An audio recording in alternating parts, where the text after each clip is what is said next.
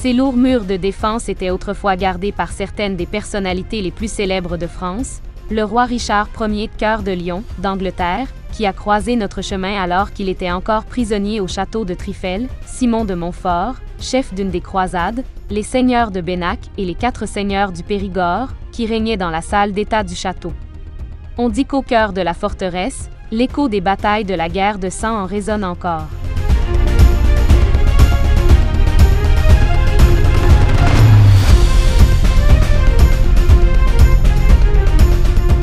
C'était une époque où les souverains de France et d'Angleterre avaient adopté la Dordogne comme frontière entre leurs territoires. Aujourd'hui, sur les hauteurs de l'un des plus beaux villages de France, la forteresse de Bennac vous invite paisiblement à un voyage unique entre ciel et terre au cœur du Moyen Âge.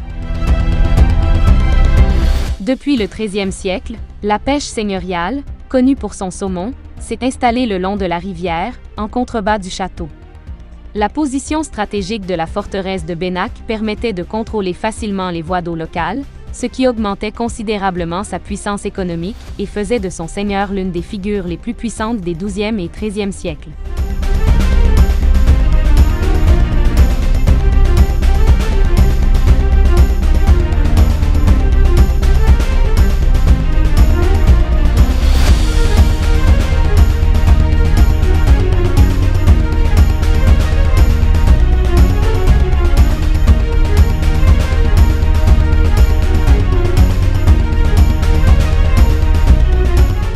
Les cuisines ont été installées lors des rénovations effectuées au XIIIe siècle et ont fondamentalement changé l'apparence du château.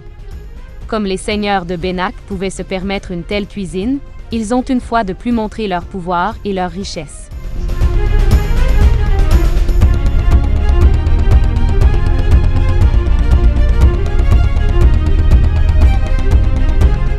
Même en l'absence des seigneurs de Bennac, le pouvoir qui émanait autrefois d'ici est tangible et impressionnant à chaque étape.